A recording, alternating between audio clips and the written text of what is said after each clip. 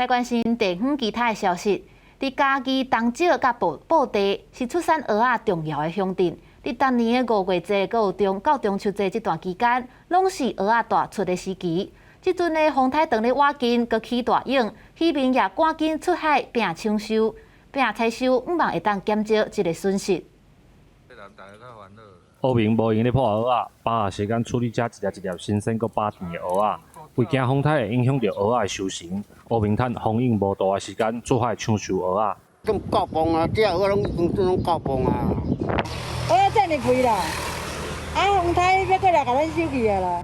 渔民讲，因为疫情的关系，无啥物游客来这佚佗买蚵仔。总算等甲情况要较好啊，煞拄着风台要来，只希望唔通影响到中秋的蚵仔。中秋节大部分这蚵仔拢会烘嘛，所以讲你若讲这边损失着济，蚵仔可能量会少，而且佫会起价啊。但是你来看伊风台这边造成的影响济，大还小，海咱做决定啊。嘉义县政府渔业科表示，目前县内有2630台蚵仔病，有申请渔业权一照。若是天然灾害有够救助标准，拢会有现金救助，而且嘛有开放布袋第三渔港，互渔民暂时抗蚵仔病，希望协助渔民减少损失。记者林伟霆，嘉义报道。